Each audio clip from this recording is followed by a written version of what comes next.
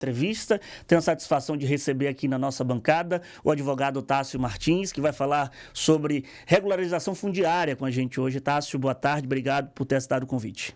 Muito boa tarde, Vitor. Primeiramente, gostaria de agradecer pelo convite a você, a Band News, a todos os ouvintes que se encontram nos ouvindo no momento, agradecer a todos aí pela audiência. E é importante a gente estar trazendo essa pauta aqui hoje, não somente da regularização de imóveis, mas a regularização fundiária urbana. Um tema tão importante e atual a ser discutido, ainda mais frente aos dados que nós temos encontrado recentemente. A situação de irregularidade é crescente cada vez mais, não somente aqui na capital baiana, no estado da Bahia, mas em todo o Brasil. E hoje a gente vai expor aqui um pouco desses dados e falar do impacto disso tudo. Tássio, para quem está acompanhando a gente na tela da Band, quem está ouvindo o nosso programa, explica exatamente o que é a regularização fundiária e qual a importância dela para as comunidades urbanas e rurais. Ótimo, Vitor. Só um instante, eu esqueci de me apresentar. Meu nome é Tássio Martins e eu sou advogado, especialista em direito imobiliário com ênfase em regularização fundiária urbana. Mas vamos lá. A regularização fundiária urbana, ela possui um papel essencial para a regularidade dos imóveis brasileiros. Recentemente foi feito um estudo realizado pelo Ministério das Cidades, no qual se atestou que mais de 50% dos imóveis no Brasil encontram-se em situação de irregularidade. E o que é a REURB e qual o seu papel dentro desse contexto? A REURB nada mais é do que um conjunto de medidas jurídicas, sociais, ambientais e urbanísticas que visam trazer a situação de regularidade e visam trazer o direito à moradia digna, a garantia do direito à moradia digna a cada um ali dos cidadãos e dos ocupantes daquela área. A gente sabe que muitas áreas atualmente encontram-se em situação de irregularidade e eu posso citar aqui a título de exemplo um dos bairros aqui de Salvador, que é Cajazeiras. O bairro Cajazeiras, dada a sua vasta dimensão, considerado como um dos maiores bairros aqui da América Latina, possui muitas de suas áreas em situação de irregularidade. Então, como é que eu, enquanto Estado, posso trazer o aparato necessário para regularizar aquela área? Um dos instrumentos ao alcance do Estado é a REURB, a Regularização Fundiária Urbana. O Estado vai trabalhar justamente em conjunto com um corpo jurídico, com um corpo social, com um corpo de arquitetos, de engenheiros, para pensarem a melhor forma possível de trazer a situação de regularidade para aquela área. A REURB, ela traz vários benefícios e o principal deles é a titulação daquela propriedade. Além de garantir, ao ocupante que equipamentos institucionais, equipamentos públicos poderão ser instalados naquela área. Nem sempre você consegue ter ali a rede de saneamento de esgoto, você não consegue ter a rede elétrica instalada no bairro, justamente por não haver a regularidade daquela área. Então, o direito à moradia, e não somente a moradia, mas a moradia digna, é justamente concedido pela REURB. E com a REURB, o ocupante ele passa a ter direito a todos esses, não benefícios, mas equipamentos públicos que são necessários à vida digna. Eu, como um morador de uma localidade que quer fazer essa regularização, eu procuro a prefeitura ou eu procuro o governo do estado ou eu posso constituir um advogado e ele, por conta própria, fazer este procedimento? Como é que funciona? Vamos lá. Atualmente, nós temos algumas modalidades de REURB. Dentre essas modalidades, você vai verificar primeiro quem é que tem a titularidade daquela área. A gente tem muitas situações em que uma área inteira de um bairro está registrada numa única matrícula. E essa matrícula, muitas vezes, ou está registrada em nome do estado, ou está registrada em nome do município, ou de um particular. O que é que eu posso fazer nesse caso? Eu, particular, posso procurar um advogado ou uma empresa que faça REURB, um terceirizado, diremos assim, para que eu venha promover o requerimento de REURB. Ou posso procurar o aparato estatal para mobilizar aquela comunidade em busca de que se faça ali a regularização fundiária urbana. Então, posso trazer como exemplo, vamos supor que o bairro X, ele tem ali a matrícula registrada em nome do Estado. A população, ela pode se reunir, procurar o Estado para viabilizar as melhores condições possíveis de se fazer a REURB dentro daquela área.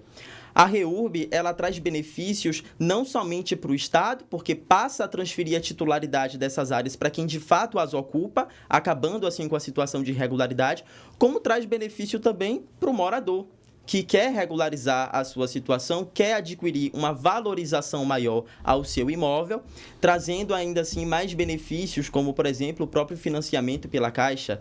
Tantas pessoas me procuram, é engraçado, Victor, que as pessoas elas só passam a ter ciência de que o seu imóvel encontra-se em situação de irregularidade quando elas precisam ou vendê-lo, e aí elas tentam por um tipo de financiamento, ou quando ocorre alguma situação de transmissão da propriedade, seja por herança, seja dentro de um inventário ou algo do tipo.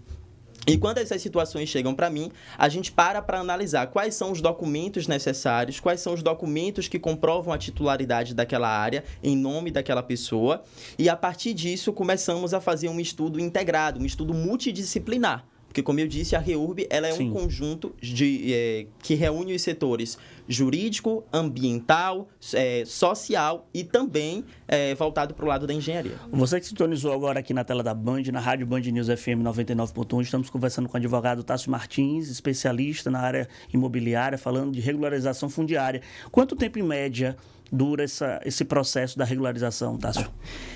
Esse é um fator ainda um pouco complicado, porque assim, a REURB em si, via de regra, pela legislação atual, a Lei 13.465 de 2017, ela garante aos municípios a competência para processar a REURB. Recentemente, nós tivemos uma alteração pela Lei do Minha Casa Minha Vida, que trouxe lá no artigo 30, parágrafo 4º dessa lei, a possibilidade dos estados e suas entidades também processarem a REURB. Então, nada impede que o estado possa processar e, no final das contas, encaminhar o município para que o município proceda com a aprovação, até porque o rito que se segue atualmente é esse. Nós não temos algo ainda fixo, então eu posso ter uma REURB que dure em torno de 1 ano e 6 meses, ou eu posso ter uma REURB que leve de 3 a 4 anos.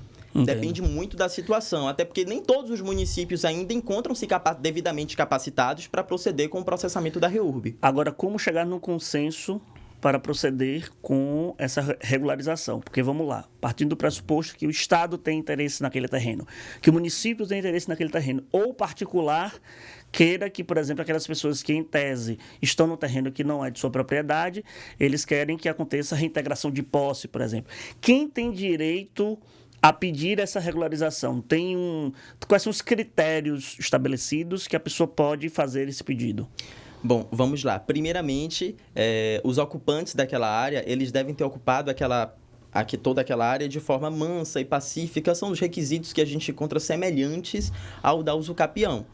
Eu tenho um marco temporal, um marco específico, que seria o ano, ocupações consolidadas até o ano de 2016, mas eu também passo a adotar o seguinte como parâmetro: os núcleos urbanos informais já consolidados, em que grande parte da população já esteja ali há mais de 5 anos, ocupando aquela área há mais de 5 anos, em que já foi constituída uma ocupação de difícil reversão, ou seja, eu não tenho como desapropriar toda aquela área para conceder a outro interesse do Estado, diríamos assim.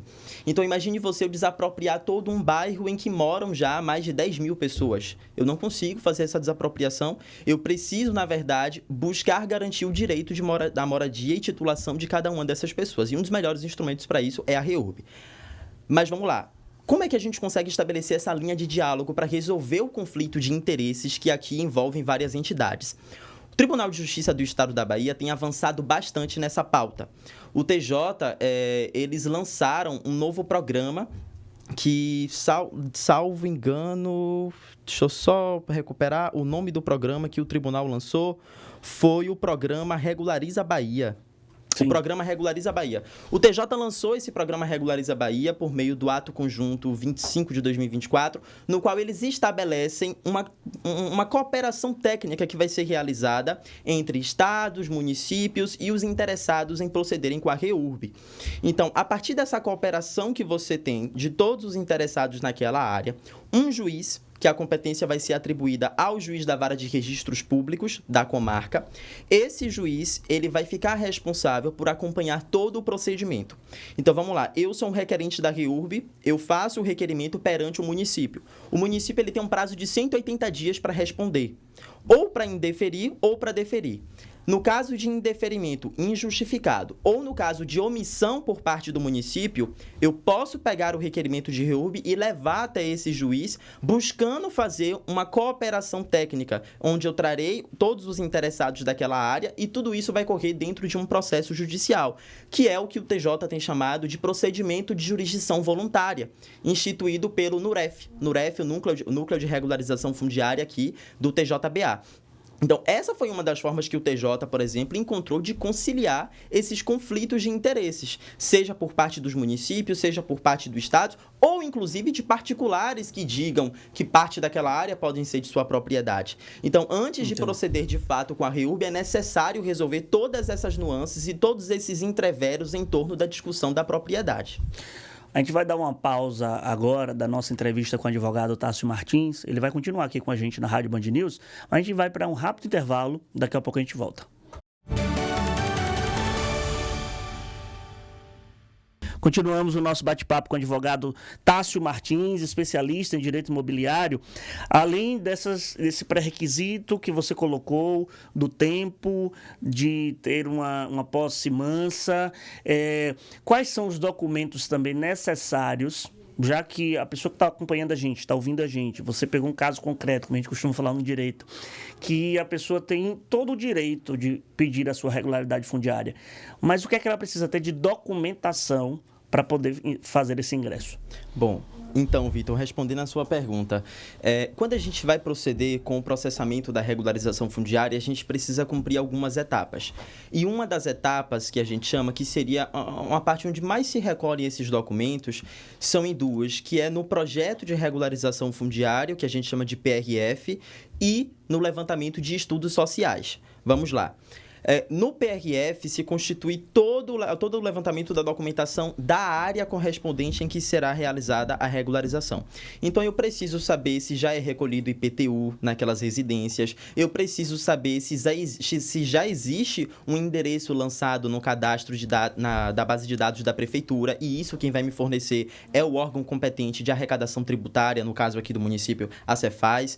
Eu preciso saber se aquela área já teve algum estudo realizado, até porque isso vai facilitar na elaboração do memorial descritivo. Eu preciso saber a situação atual daquela área, porque eu não posso simplesmente fazer um projeto, que seria a planta do partido urbanístico de toda aquela área.